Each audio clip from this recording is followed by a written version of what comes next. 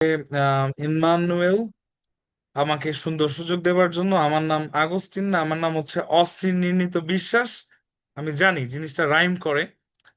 আমি I can feel যে এটা কেন আপনি তো তাও আগস্টিন তাও বলেছেন। আমার মনে আছে আমি যখন পাসপোর্ট কালেক্ট করতে যাই প্রথমে মার সাথে, এন্ড বলতেছে মৃদ বিশ্বাস। তো আই নো এই নামগুলা খুবই tough. I can feel it. আমি আসলে একটা মন্ডলীতে মন্ডলী আমি চালাই যুবকদেরকে নিয়ে, এবং উই স্টার্টেড দিস জানুয়ারি। সেটার একটা শাখা ঢাকাতে। সো আমাদের উত্তরবঙ্গে অনেকগুলো মন্ডলী আছে। তো আমরা সেটার নাম দিলাম C3 বেইছিলাম, সেখানে আমি পালক হিসেবে দায়িত্বরত আছি। এবং আমরা আমাদের second campus kind of start করলাম। কমিউনিটি বিল্ড করবার চেষ্টা করছি আনন্দপুর সাভারে। সো যেটা স্টার্ট করলাম আমরা সেপ্টেম্বরের 19 তারিখে। লেটস সি ঈশ্বর কিভাবে আমাদেরকে আশীর্বাদ করেন। এবং এই আর কি, ঈশ্বরের সেবা করে যাচ্ছি। এবং আপনাদের সকলের সামনে আসতে পেরে ভালো লাগলো। আমি যে প্রতিষ্ঠানে কাজ করি সেই প্রতিষ্ঠানের নাম হচ্ছে C3 রিচ চার্চ। আম, এবং C3 বেচিলমের দায়িত্বে আমি আছি। আম, আজকে যখন শুরু করব, আমি কি নিয়ে কথা বলবো চিন্তা করছিলাম, যা স্বভাবতই সব পালক প্রচারকদের চিন্তা করতে হয়, ধ্যানের সময় পেয়ে থাকে অথবা বাইবেল স্টাডির সময় পেয়ে থাকে। এবং আমি খুবই চিন্তা করছিলাম যে কি বিষয় নিয়ে কথা বলা যায়। এবং তার মধ্যে একটি জিনিস পেলাম যেটা আমি 2-3 দিন আগে বাইবেল স্টাডি করলাম। সেই বাইবেল অংশটি বলার আগে একটি প্রশ্ন আপনাদেরকে করতে চাই। আমি খুবই চিন্তা করছিলাম যে আপনারা অনেকে জুমে যখন আমি যাই টাইপ করতে বলা হয়, উত্তর করলে কুইজে টাইপ করে উত্তর দেয় না, কিন্তু আমি শুনে আনন্দিত হলাম যে আপনারা প্রার্থনা রিকোয়েস্ট বলছেন যে যেন টাইপ করে লিখে দেয়। তার মানে আপনারা আমার প্রশ্নের উত্তরও টাইপ করে লিখবেন বলে বিশ্বাস করি। সো বাইবেলে কতবার বাইবেলে কতবার ঈশ্বর কোনো কিছু হাত দিয়ে লিখেছেন এমন বিষয় উল্লেখ আছে? আমি 20 সেকেন্ড সময় দিব। শুধু বার বলি, আমি বিষয়গুলো বলে দেবার চেষ্টা করব। বাইবেলে কতবার ঈশ্বর নিজে হাত দিয়ে কিছু লিখেছেন এই ঘটনার উল্লেখ আমরা দেখতে পাই? 2 বার। 2 বার? একবার একবার একবার। একবার? দুই- ওকে, 2 বার, একবার। নিজের অঙ্গুলি দিয়ে একবারই লিখেছেন তিনি। আচ্ছা আচ্ছা, নিজের এই অঙ্গুলি দিয়ে একবার লিখেছেন। নিজের অঙ্গুলি দিয়ে 2 বার লিখেছে। আচ্ছা, এখন দেখতেছি 2 বার লিখেছেন। আচ্ছা, ডিপেন্ডস অন, মানে আচ্ছা ঈশ্বর বলি, ঈশ্বরের পক্ষ থেকে লেখার কথা বলি, আমরা জানলাম ইট ওয়াজ আ ফান ইভেন্ট। আমরা প্রথমে দেখতে পারি যে একটা কথা উল্লেখ আছে যে না, এই 10 আজ্ঞা অথবা আইন যখন লেখা হুম, হলো সেটা আমরা একটা উল্লেখ দেখতে পাই। দ্বিতীয় যে বিষয়টা দেখতে পাই সেটা তো আমার প্রচারের বিষয়, সেটা আমি শেষে বলবো। তৃতীয় যে বিষয়টা আমি বলতে চাই, যেটা দেখতে পাই, এখন যদি আপনি যিশুকে ঈশ্বর মনে করেন, এটা তৃতীয়বাদে চলে যেতে হবে। বাট ইটস এ কোয়েশ্চেন যে যিশুকে আপনি ঈশ্বর মনে করছেন কিনা। তো যিশু তিনি কিছু একটা লিখছিলেন না, যখন পাথর মারতে যাবে মাটিতে তিনি কিছু লিখছিলেন, রাইট? হুম, সেটা একটা হুম। উল্লেখ দেখতে পাই। কিন্তু আজকে যে অংশ নিয়ে আমি কথা বলবো তা হচ্ছে ঈশ্বর হোক, ঈশ্বর দূত পাঠিয়ে হোক, তিনি লিখেছিলেন। আম, আমি জানি না আপনি গেস করতে পারছেন কিনা। That is in Daniel 5। হুম, দানিয়েল 5 অধ্যায়। দানিয়েল পাঁচ সে- অধ্যায় যদি আমরা স্টাডি করে থাকি দানিয়েল পুস্তক, আমরা দেখতে পারবো একটা হাত, মানুষ না, একটা হাত গিয়ে কিছু লিখে দিয়েছে। বাইবেলে হাত দিয়ে লেখার ঘটনাই 3টারই উল্লেখ পাই। এবং আজকের জন্য শিরোনামটা এরকম হতে পারে যে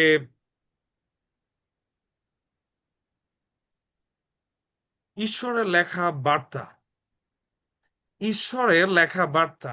এবং ঈশ্বর তখনই লেখেন যখন আসলে তিনি আসলে, আমি দেখলাম যে 3টি ঘটনা অ্যানালাইসিস করে তিনি ফেড আপ হয়ে যান এবং তিনি ডিরেক্টলি উত্তর দিতে পারেন না, তখন তিনি লেখেন। আমরা দানিয়েল যদি যাই, দানিয়েলটা আমি জানি যে আমার 25 মিনিট থেকে 30 মিনিট সময় আছে। আমরা যখন পরিচর্যা করি তখন আমি দেখতে পাই বাইবেলের অংশগুলো থেকে, বাইবেল স্টোরিগুলো আমরা জানি কিন্তু আমাদের আবার জানা ভালো, আমরা গল্প ধরে এগোতে চাই, অ্যান্ড দেন উইল সি যে আজকের জীবনে এই বার্তা আমাদের জন্য কি বহন করে। দানিয়েল 5 অধ্যায় যদি আমরা বের করি, উপরে টাইটেল দেওয়া আছে দেয়ালে লেখা, সম্ভবত এটা ইংরেজি বাইবেল হতে অথবা বাইবেল সোসাইটি তারা এই টাইটেল দিয়েছে। আমরা দেখে যাই, এক সময়ে বেলশাৎসর তার 1,000 প্রধান লোকদের জন্য একটা বড় ভোজ দিলেন। তিনি তাদের সঙ্গে আঙ্গুর রস খাচ্ছিলেন। 1,000 লোকের মেজা মেগা ফিস্ট বলতে পারি, তাই না? আমরা যেরকম ইদানিং হচ্ছে অনেকদিন ধরেই, যে প্রেসিডেন্টের সাথে অথবা প্রাইম মিনিস্টারের সাথে, মেবি লাস্ট টাইম ডক্টর ইউনুসের সাথে, তাই না? আমরা বড়দিনের সময় সহভাগিতায় যাই। কিন্তু যাই হোক, তারা এটা ধর্মীয় কারণে গিয়েছিলেন কিনা আমি জানি না, কিন্তু তারা তাদের রাষ্ট্রপ্রধানের সাথে অথবা যার যে তাদের আন্ডারে ছিলেন এরকম প্রধান লোকদের, প্রধান ব্যক্তিবর্গদের একটা বড় ভোজে অংশগ্রহণ করেছিলেন। এবং আঙ্গুর রস খেতে খেতে বেলশৎসর আদেশ দিলেন তার মায়ের বাবা নবুখুদনিস্সর। তাহলে নবুখুদনিস্সর কে? যদি আমাদের মনে থাকে না, নবুখুদনিস্সর এই যে দানিয়েল তারপর ও তার বন্ধুদেরকে যখন ওই যে তুলে নিয়ে আসা হয়, তাই না, নির্বাসনের জন্য নিয়ে আসা হয়, তো যিনি নিয়ে এসেছিলেন নবুখুদনিস্সর, তিনি ছিলেন সে। তো নবুকদনেশ্বর জেরুসালেমের উপাসনা ঘর থেকে যেসব সোনা ও রূপার পাত্র এনেছিলেন, সেগুলো যেন আনা হয় যাতে তার প্রধান লোকেরা, তার স্ত্রীরা ও তার উপস্ত্রীরা সেই সব পাত্রে করে আঙ্গুর রস খেতে পারেন। তখন ঈশ্বরের ঘর থেকে সে সব সোনার পাত্র নিয়ে আসা হয়েছিল। সেগুলো আনা হলে পরে রাজা, তার প্রধান লোকেরা, তার স্ত্রীরা উপস্ত্রীরা তাতে করে আঙ্গুর রস খেলেন। তারা আঙ্গুর রস খেতে খেতে সোনা, রূপা, ব্রোঞ্জ, লোহা, কাঠ ও পাথরের তৈরি দেবদেবতার প্রশংসা করতে লাগলেন। তখন হঠাৎ মানুষের একটা হাত এসে রাজবাড়ির মধ্যে বাতিদানের কাছে দেয়ালের উপরে লিখতে লাগলো। লিখবার সময় রাজা সেই হাতখানা দেখতে পেলেন। তার মুখ ফ্যাকাশে হয়ে গেল। তিনি ভয় পেলেন, এত ভয় পেলেন যে তার কোমর দুর্বল হয়ে গেল এবং হাঁটু কাঁপতে লাগলো। না, আমি জাস্ট একটু চিন্তা করি, আপনি ধরেন একজন কর্তা এবং আপনি বাসার টেবিলে বসে খাচ্ছেন এবং আপনি পিছে দেখতে পাচ্ছেন এরকম ভয়ঙ্কর কিছু। আমরা একটু যদি ছবিটা চিন্তা করি, একটু ইমাজিনেশনে যদি আমরা যাই, কল্পনা করি, না একটা হাত, বলে না একটা ব্যক্তি, বলে না একটা স্বর্গদূত, একটা হাত, পুরাই একটা হরর মুভির সিন। আমি ভয় পাইতাম, আমি নিজে হইলে ভয় পাইতাম, তাই না? আমরা আরো একটু পড়ে যাই নিচে, এবং রাজাও তিনি ভয় পেয়েছেন। দেখেন, রাজা একা দেখছে, তিনি বসে আছেন মেইন ফিস্টের, তিনি মেইন অতিথি, তাহলে সম্ভবত পিছনে কেউ দেখতে পারতেছে না, রাজা একা দেখতে পাচ্ছে। ওকে, আমরা আরেকটু পড়ে যাই। তখন রাজা জোরে ডাক দিয়ে ভূতের ওঝা, জ্যোতিষী, গণকদের নিয়ে আসতে বললেন। তিনি বাবিলের সেই পরামর্শদাতাদের বললেন, যে কেউ এই লেখা পড়ে তার মানে আমাকে বলে দিতে পারবে, তাকে বেগুনে কাপড় পরানো হবে, গলায় সোনার হার দেওয়া হবে, আর তাকে রাজ্যের 3জন রাজার মধ্যে একজনের পদ দেওয়া হবে। রাজা সেই সব পরামর্শদাতারা ভিতরে আসলো, কিন্তু তারা সেই লেখা পড়তে কিংবা রাজাকে তার অর্থ বলতে পারলো না। তখন রাজা বেলশৎসর আরো ভয় পেলেন এবং তার মুখ আরো ফ্যাকাশে হলো।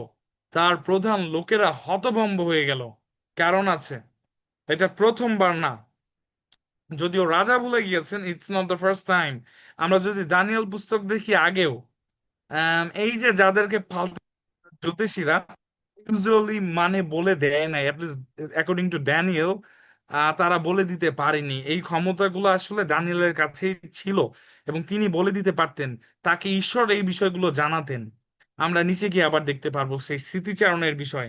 রাজা ও তার প্রধান লোকেরা, লোকদের কথা শুনে রাজমাতা সেই ভোজের ঘরে এসে বললেন, হে মহারাজ, আপনি চিরকাল বেঁচে থাকুন। ভয় পাবেন না, আপনার মুখ এত ফ্যাকাশে হতে দেবেন না, কারণ আপনার রাজ্যের মধ্যে একজন লোক আছেন যার ভিতরে পবিত্র এমন কিছু আছে যা এই পৃথিবীর নয়। আপনার দাদু নবুকদনেশ্বরের সময় সেই লোকের মধ্যে বুঝবার শক্তি, বুদ্ধি ও ও দেবতার মতো জ্ঞান দেখা গিয়েছিল। আপনার দাদু নবুখুদনেশ্বর তাকে জাদুকর, ভূতের ওঝা, জ্যোতিষী ও গণকদের প্রধান হিসেবে নিযুক্ত করেছিলেন। তিনি দানিয়েল নামে এই লোককে বেল বেলতশৎসর বলে ডাকতেন। তার মধ্যে অসাধারণ গুণ, জ্ঞান, বুদ্ধি, স্বপ্নের অর্থ বলবার শক্তি, গুপ্ত বিষয়ে ব্যাখ্যার ও কঠিন সমস্যার উত্তর দেবার ক্ষমতা দেখা গিয়েছিল। আপনি দানিয়েলকে দেখে পাঠান, তিনি এই লেখার অর্থ আপনাকে বলে দিবেন। তখন দানিয়েলকে রাজার সামনে আনা হলো, আর রাজা তাকে বললেন, তুমি কি সেই দানিয়েল যাকে দাদু জিহুদা দেশ থেকে বন্দি করে এনেছিলেন? আমি শুনেছি তোমার মধ্যে এমন কিছু আছে যা পৃথিবীর নয়, আর তোমার ভিতরে বুঝবার শক্তি ও বিশেষ জ্ঞান রয়েছে।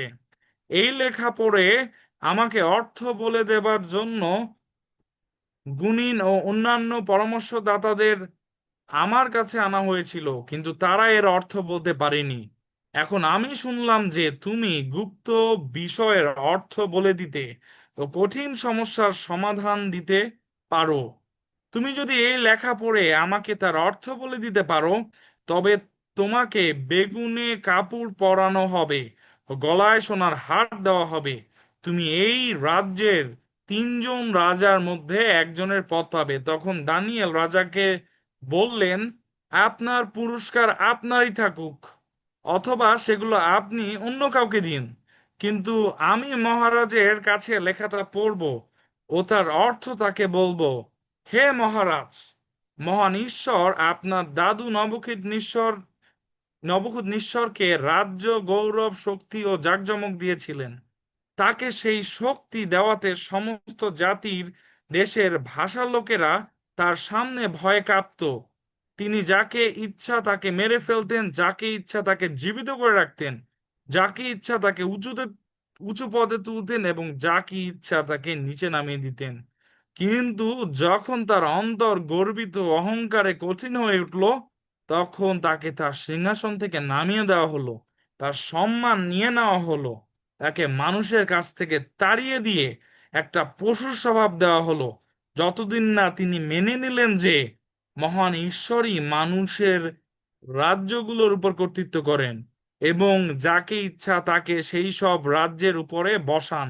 ততদিন পর্যন্ত তিনি বুনো গাধাদের সঙ্গে বাস করতেন, ষাঁড়ের মতো ঘাস খেতেন এবং আকাশের শিশিরে ভিজতেন।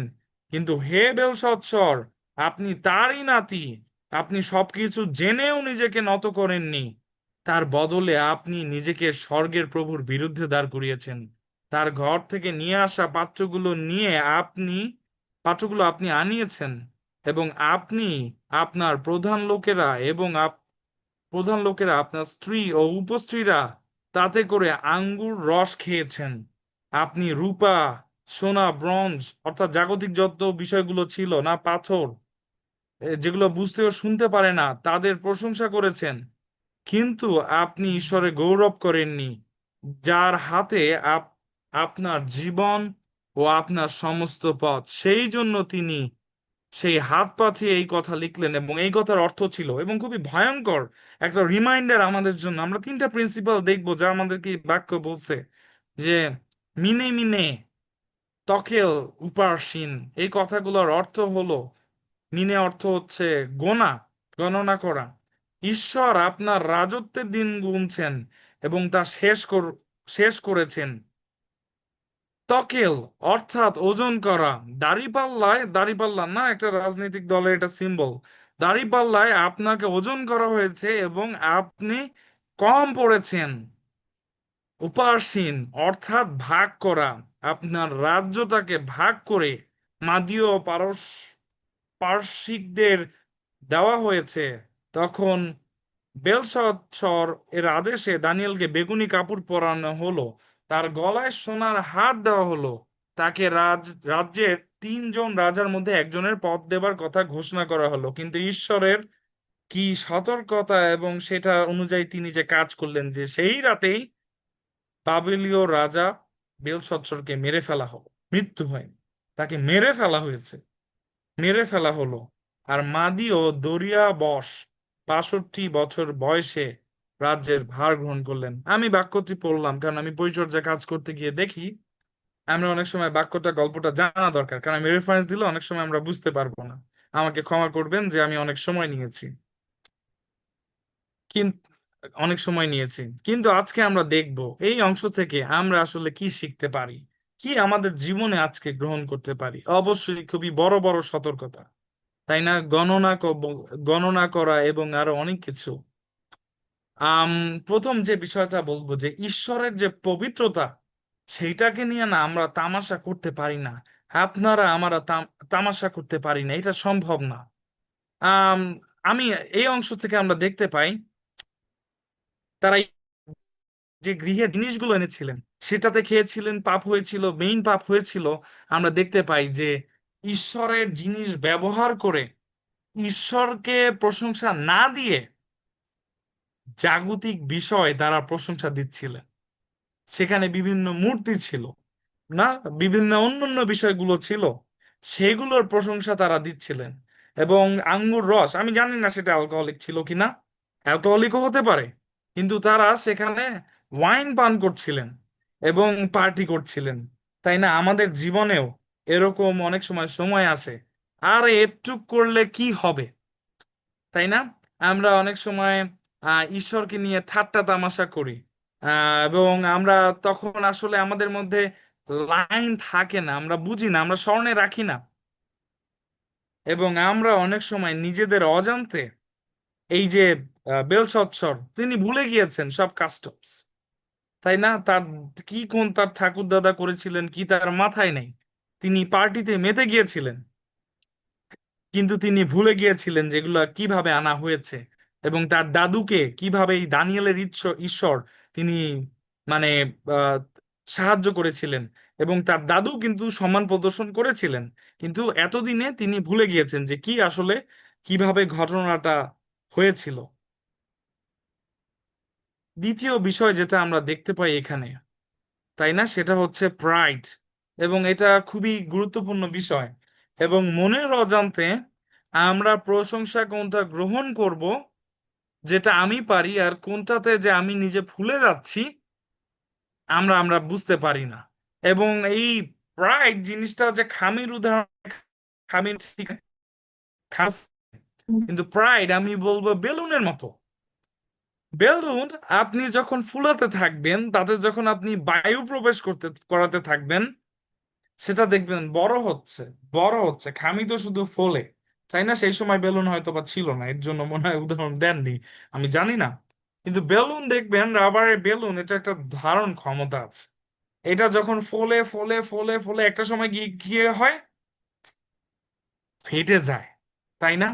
এবং এই এবং যতক্ষণ ফুলাতে থাকি মনে হয় যে আরো একটু বড় হোক, আরো একটু বড় হোক, সুন্দর লাগবে, তাই না? আরো একটু বড় হোক, কিন্তু একটা সময় গিয়ে বেলুনটা ফেটে যায়। এই গর্ব আমাদেরকে অন্ধ করে তোলে। গর্ব আমাদেরকে বুঝতে দেয় না যে আমরা আসলে কিসের সাথে কি তুলনা করছি। হিতাহিত জ্ঞান আমরা হারিয়ে ফেলি, এবং অবশ্যই যখন আমাদের গর্ব থাকে আমরা ঈশ্বরকে ভুলে যাই। এবং সেটাই এখানে দেখাচ্ছে যে তিনি কোনো কিছু তোয়াক্কা করছেন না, যতই ওয়ার্নিং থাক কোনো তোয়াক্কা করছেন না, কিন্তু ঈশ্বর তিনি তোয়াক্কা করেন, তিনি লোক পাঠিয়ে দেন, তিনি আমাদেরকে ওয়ার্নিং দেন, এবং একবারে তিনি অ্যাকশন নেন না। হ্যাঁ, আমরা অনেক সময় ফ্রি গ্রেসের কথা শুনে থাকি, ইয়েস, আমরা আমাদের কোনো এফোর্ট ছাড়া আহ, আমরা নতুন জীবন পেতে পারি, পরিত্রাণ পেতে পারি, আমাদের শুধু ইচ্ছা দরকার। কিন্তু ঈশ্বর আমাদেরকে ওয়ার্নিং দেন, আমাদের জীবনে তিনি পরিবর্তন চান, এর জন্য তিনি বিভিন্ন সময় ভাববাদী পাঠিয়ে বাক্যের মাধ্যমে এবং অন্য অন্য বিষয় দিয়ে আমাদেরকে সব সময় ওয়ার্নিং দেন। আমরা অলওয়েজ ভাবি যে তাদের মতো আগে এটা তো পার্টি, তো একবার খেলে কি হবে, অথবা একটু আপোস করি, ঈশ্বরের বাক্য এত পালন করতে কেন হবে। এবং এইভাবে প্রতি সপ্তাহে গুরুজন অথবা পালক অথবা অন্য কাউকে দিয়ে আপনাদেরকে, আমাদেরকে এবং প্রতিনিয়ত ঈশ্বর কিন্তু ওয়ার্নিং দেন।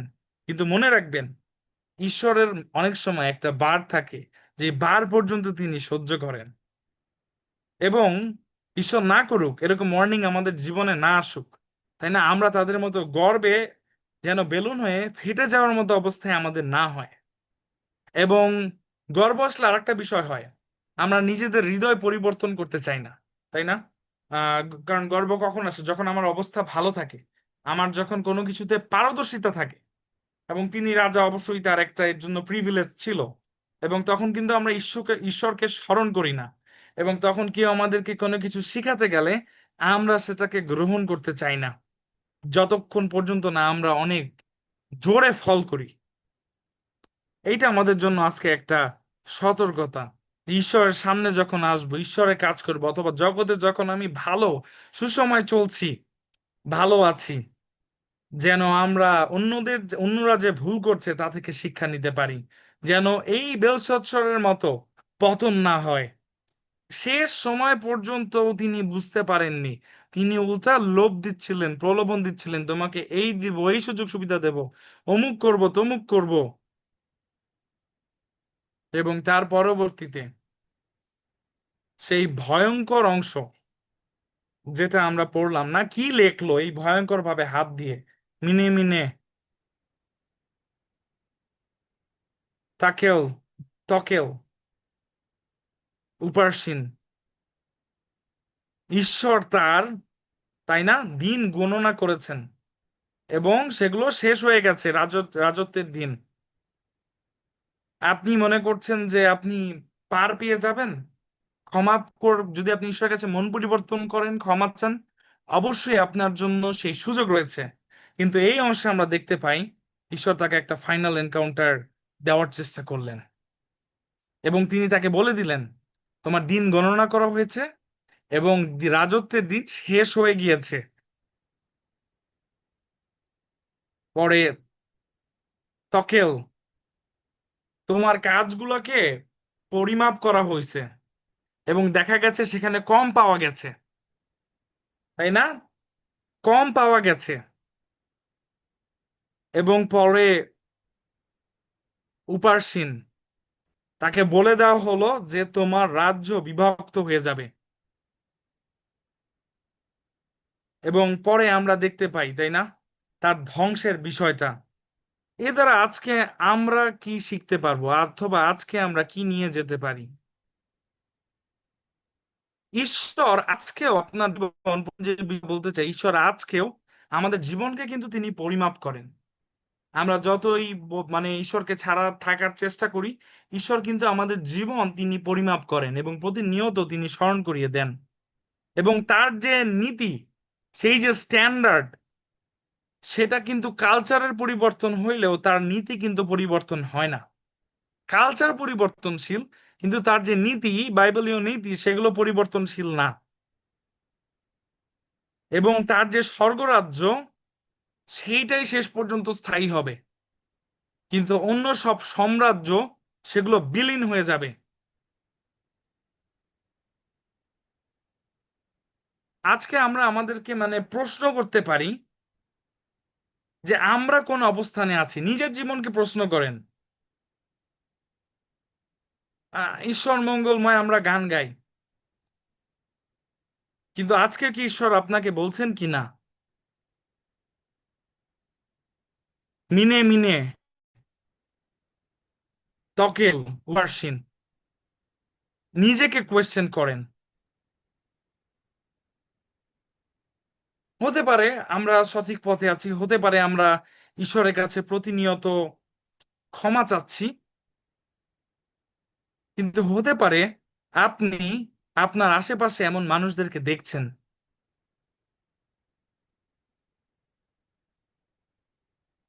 আপনি আজকে দুটি ভূমিকা রাখতে পারেন।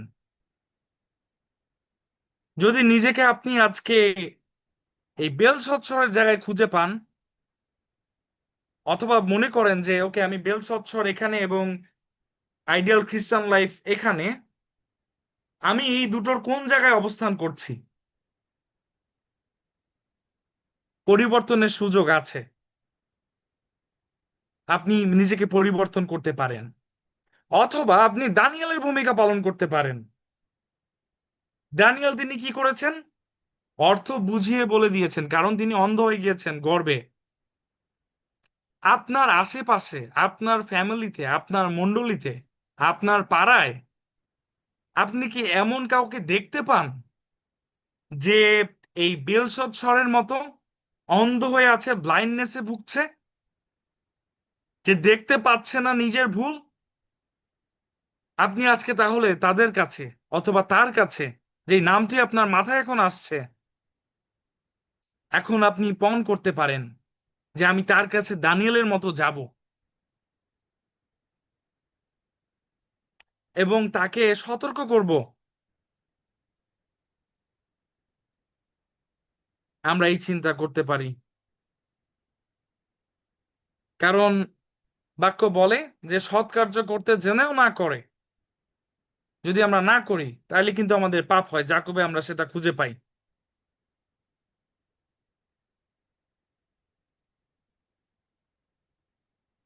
আমরা ছোট একটু প্রার্থনা করি শুধু এই প্রচারের জন্য। প্রভু, তুমি আমাদেরকে জ্ঞান দাও, প্রজ্ঞা দাও এবং সেই চেতনা দাও। তুমি এখানে বলেছ যখন আমরা অন্ধ হয়ে যাই আমরা কিছু দেখতে পাই না।